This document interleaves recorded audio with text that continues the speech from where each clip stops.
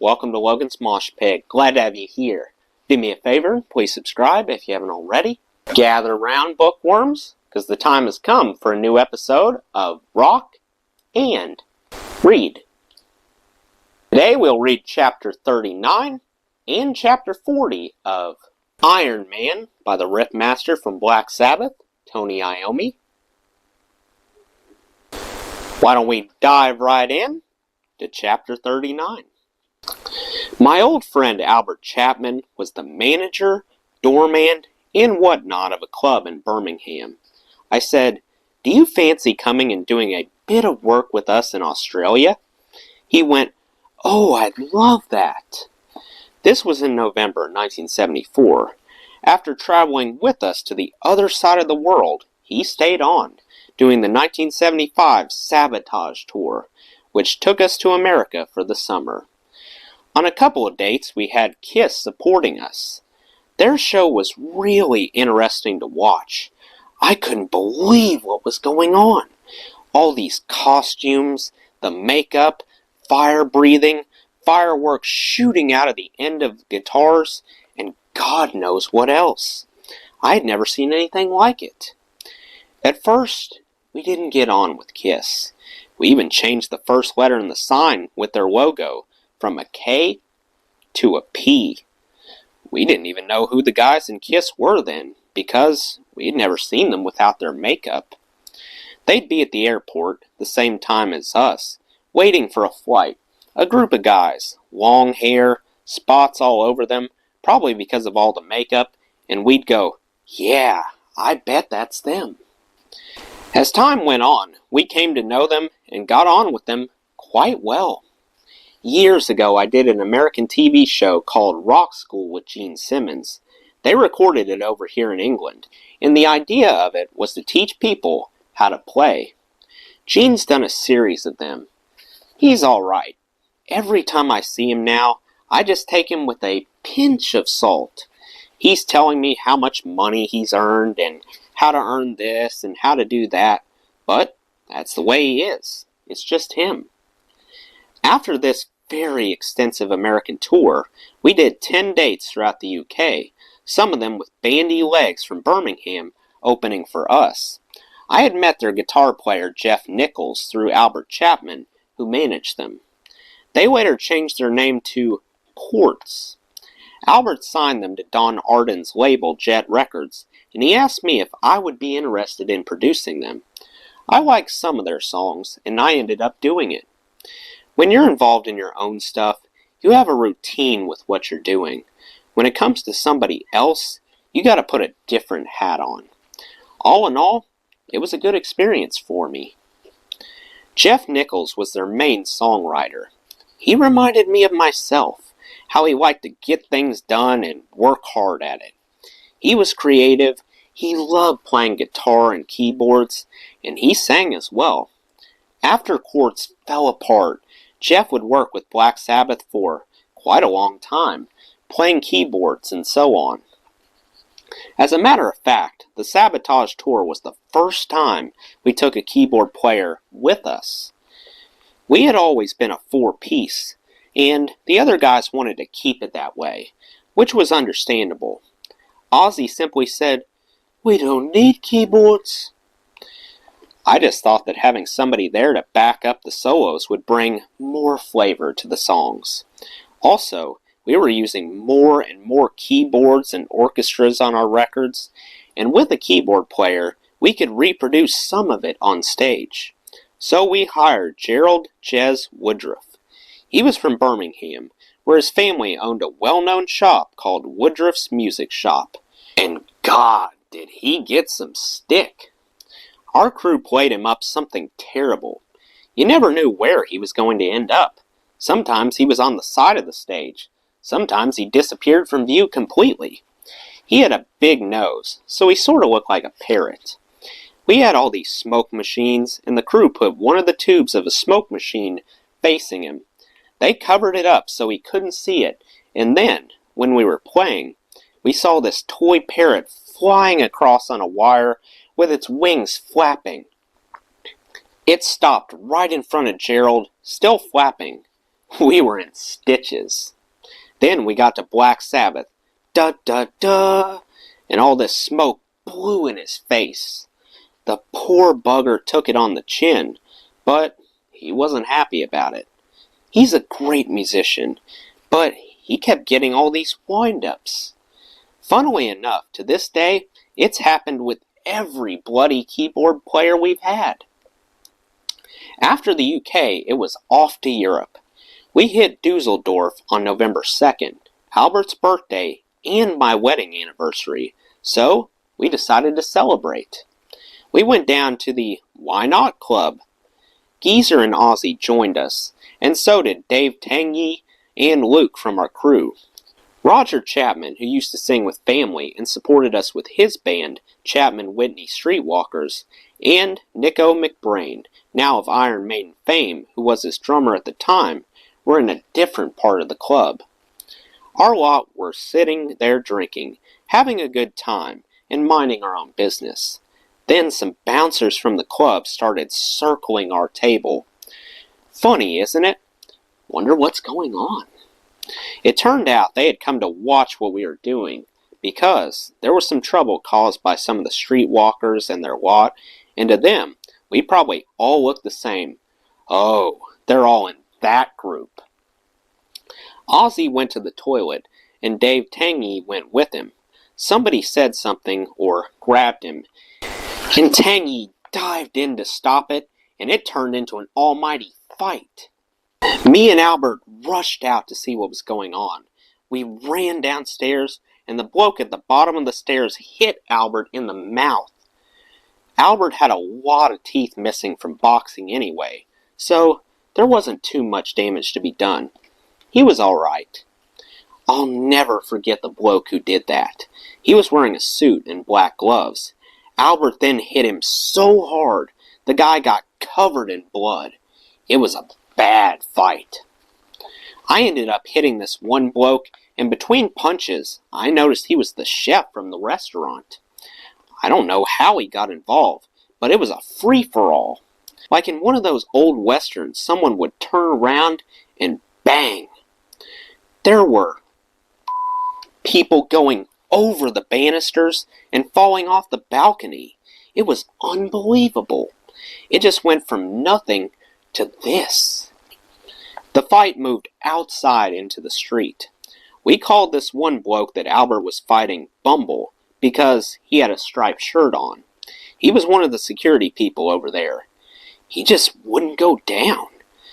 He'd go down and then get up again, down, up again, down, up, and Albert beat the out of him. Then this other bloke stepped in, and Albert beat the out of him as well. Just horrendous it was. Meanwhile, this bloke who had fought Albert went to hit Ozzy on the head with a metal bar. I put my hand in the way, and it hit my fingers. Ugh! That hurt. And then I started hitting him. It was mad. I thought, we gotta get out of this. These cars pulled up and I screamed, "Quick, get in the car!" I grabbed Albert, jumped in the back and shouted, "Hilton Hotel!" The two guys in front turned around. It was the police. They put me and Albert in jail. We got out in time for the gig the next night, and the audience must have wondered about the state of us. Black eyes and everything. It was a terrible fight, and we got the blame. So, that was my wedding anniversary and Albert's birthday. We had a fantastic time. After Europe, Ozzy hurt himself in a motorcycle accident, so we had to postpone a couple of UK gigs. When he healed, we went back to America. We started off in Madison Square Garden, with Aerosmith supporting us. All sorts of strange stuff happened that night. The worst of it was somebody jumping off a balcony. We were told about it after the show. Over the years, many things like that happened. We've had people climbing up the side of the sound system and falling off, hurting themselves. In America, In the very early days, we had gigs where people got squashed against the railings in front. They'd go underneath and get trampled on. You'd see them being pulled on stage and then carried off over the stage. We heard of fans driving home from the gig and getting in car accidents. And then they had all this Black Sabbath stuff with them. It's horrible, but it has happened a few times. The same Madison Square Garden show, I got hit on the head by a full can of beer, and all this blood poured down my face. I still kept playing away. We finished the song. I went off stage, and somebody said, "Look, the guy who works for Muhammad Ali is here, who does all the repairs." Being a huge boxing fan, I thought, what's good enough for Muhammad Ali is good enough for me. Yeah, I'll have that. He stitched it and put all this sealer stuff on it, and he did it in no time at all. I came back on stage and carried on, but I had a hell of a headache. Some people go a bit mad. They throw all sorts of stuff. They don't think about hurting you. They just get a bit stupid. After it happened, Ozzy shouted, "Idiots!" But he was allowed to. It was his birthday that day. A cake was wheeled onto the stage to celebrate this, and a girl jumped out of it. As Madison Square Garden shows go, this one certainly took the cake. Well, that concludes Chapter 39, so let's keep going with Chapter 40. When we wrote the songs for what was to become Technical Ecstasy, Gerald Woodruff was a great help to me, because I now had somebody I could try out ideas with. The band didn't get up until something like 2 p.m., so I often went into our rehearsal room earlier to run over some ideas with Gerald. It was good to have somebody along who could play the chords as I was playing the solos. Again, a pub was not far away, so quite often everybody would go down there, including me. We still managed to write Technical Ecstasy in 6 weeks and get it all rehearsed and ready to go. Off we went to the Criteria Studios in Miami.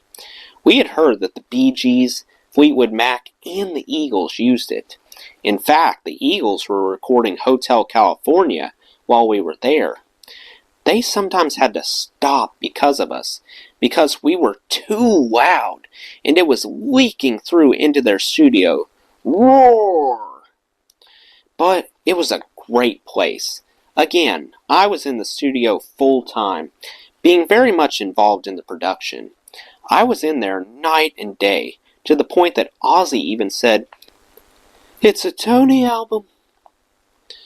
We stayed in West Palm Beach, and everybody else was always on the beach. I know it sounds like I'm blowing my own trumpet, but that's what happened. They wanted to leave it to me. They trusted me to do it, and so I was left to do it.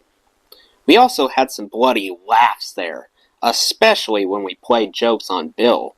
He would never allow the maids to clean his room. One day we got a big load of this really horrible, smelly gorgonzola cheese, and while somebody kept him talking, I sneaked into his room and piled it up under his bed. Many days later, I came in again, and the smell was atrocious. I went, "Phew, Bill, what's that smell?" "I don't know what it is. It must be my clothes." Bill is a dirty bugger. He'd pile his filthy clothes up in a corner. "When are you going to clean them?" "I will, yeah." He never sussed out the cheese under his bed. It smelled absolutely vile. He actually started smelling like cheese himself. When the maids eventually went into his room, they must have gagged. One night in the studio, we dressed Bill up. He had had a few drinks, so it was easy. We got some gaffer tape, really strong tape that sticks to most things, and we put it on his head, making his new hairstyle. We gave him this uniform and whatnot, and he was enjoying it all, until we tried to take this stuff off him. We couldn't get it off his head. because pulling the tape off would mean ripping his hair out. So we basically cut all his hair off. By this time, he was well sloshed, and he didn't even realize what we had done until the next day. He wasn't very pleased. He looked even scruffier than he usually did. Andy Gibb was recording in the studio next to us. He had a doll out at the time, all immaculate with the blonde hair and the nice clothes. We decided to buy one of them and transform it into a Bill Ward doll.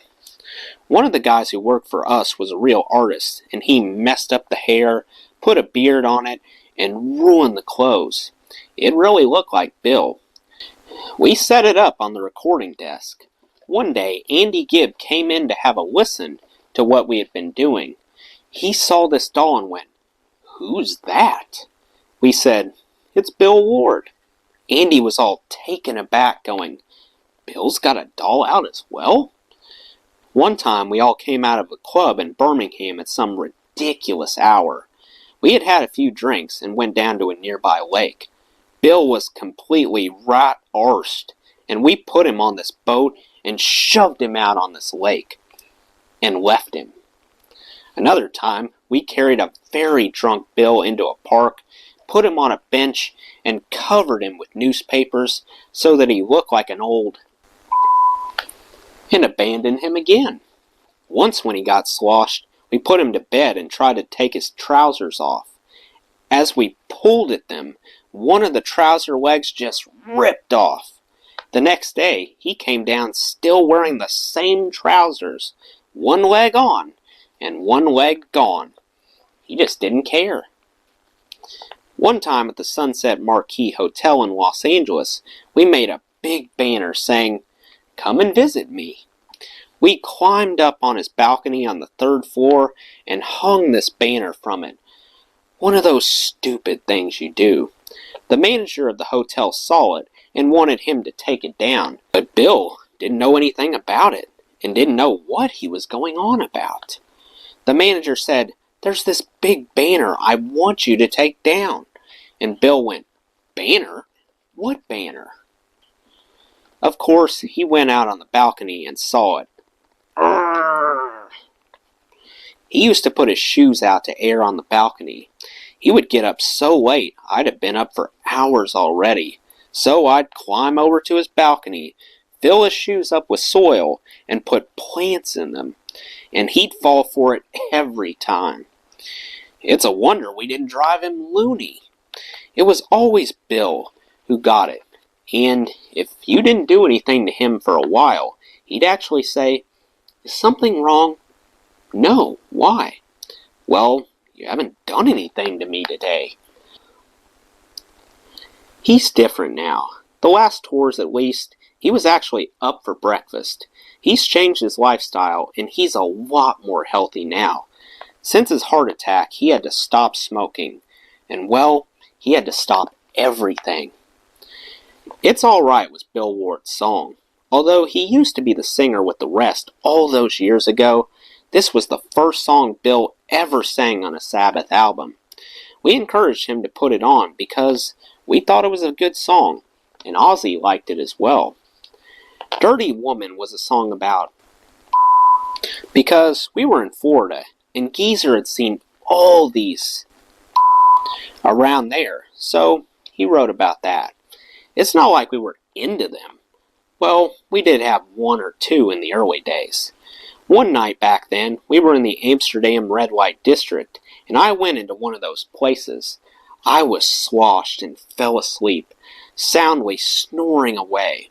I went into extra time, and the next thing I knew, this guy was screaming at me, "Where's the money?" And then he threw me out. I hadn't done anything, except pass out in there. There were keyboards on all of the tracks, which was a bit different for us.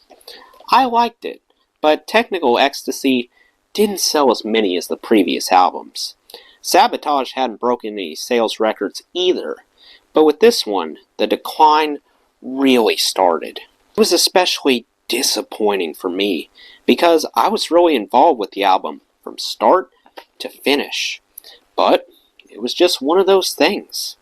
It was 1976. It was the time of punk, and there was a whole new generation of people.